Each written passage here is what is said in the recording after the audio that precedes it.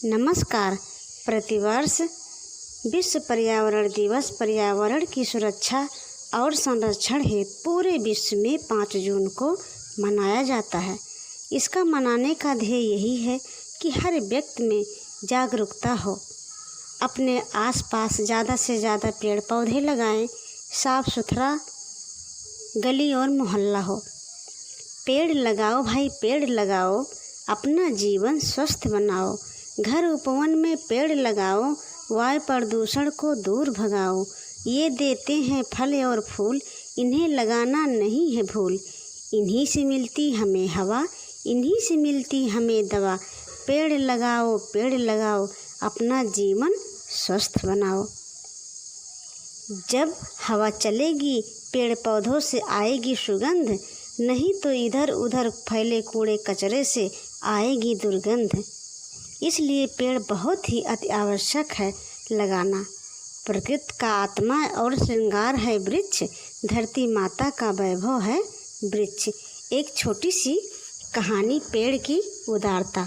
जंगल में यूं तो पेड़ पौधों की कोई कमी नहीं थी, लेकिन एक पेड़ बड़ा विशाल था। इस पेड़ से धरती अपने सुख दुख की बातें किया करती, चूँकि पेड़ घना और लंबा था। इस कारण यह कई परिंदों का बसेरा भी था। इस पर कई तरह के कीट पतंगे भी विचरण करते रहते। बंदर भी खूब उछल कूद मचाया करते। कई बार मनुष्य भी इसके फल फूल व लकड़ियाँ ले जाया करता। यह सब धरती देखा करती और मन में सोचा करती, कितना मूर्ख है यह पेड़, सदा दूसरों की सेवा में लगा रहता है।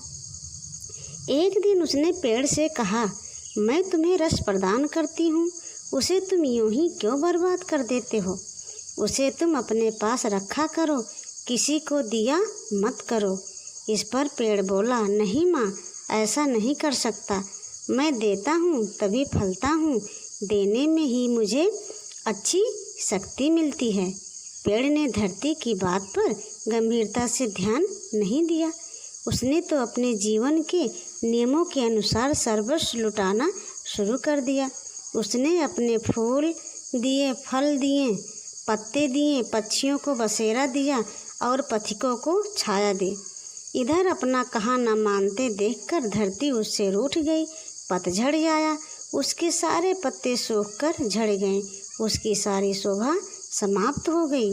शोभा विहीन पेड़ को समझाते हुए धरती ने फिर से कहा, देखो अपनी हालत, अब भी देना बंद कर दो। पेड़ ने धरती से विनम्रता पूर्वक कहा, माँ, मैं चाहता हूँ कि अपनी अंतिम सांस तक दूसरों के काम आऊँ। यदि इस क्षण भी मेरी सूखी लकड़ियाँ दूसरों के काम आ सके तो मुझे अपार संतोष होगा। पेड़ की उदारता से धरती प्रसन्न हो गई। बसंत आया, पेड़ फिर से फल फूलों से लद गया। उसकी शोभा पहले से कई गुना बढ़ गई।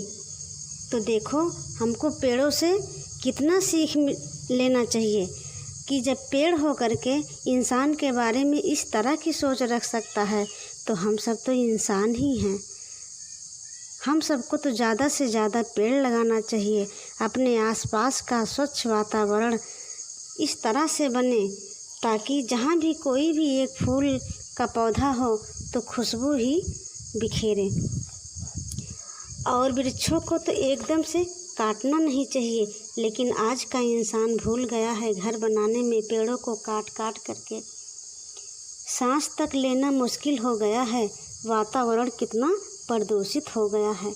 इसलिए प्रदूषित हो गया है क्योंकि पेड़ कम हो गए हैं। पेड़ पौधे न करो नष्ट, सांस लेने में होगा कष्ट।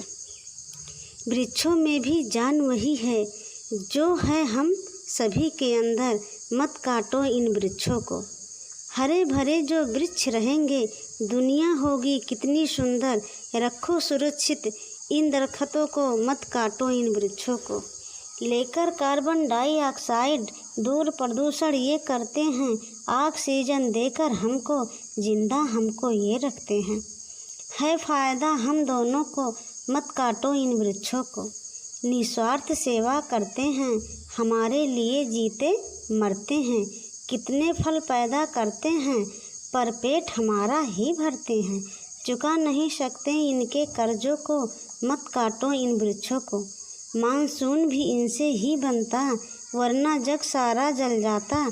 करें आज रक्षा का वादा, ना भूलें अपने लक्ष्य को, मत काटो इन वृक्षों को। तो हमको वृक्षों को कभी भी भूल कर भी काटना नहीं चाहिए, और वृक्ष लगाने के साथ साथ अपने आसपास भी साफ सुथरा रखना है। सबसे पहले साफ करो तुम अपना घर, अपना आंगन, फिर करना तुम साफ ध्यान से खुद ही अपना तन, अपना मन। अपना तन, अपना मन। पर्यावरण प्रदूषण के हित हम सब वृक्ष लगाएंगे। कर्मवीर बनी इस धरती को फिर से स्वर्ग बनाएंगे। नई चेतना, नई योजना, नए लक्ष्य अपनाएंगे। गांव-गांव फैले खुशहाली, ऐसी युक्ति लाएंगे। गांव-गांव फैले खुशहाली, अमृत बाटे कर विषपान, वृक्ष स्वयं शंकर भगवान। अगर ये वीडियो अच्छा लगे तो एक लाइक सब्सक्राइब तो बनती ही है।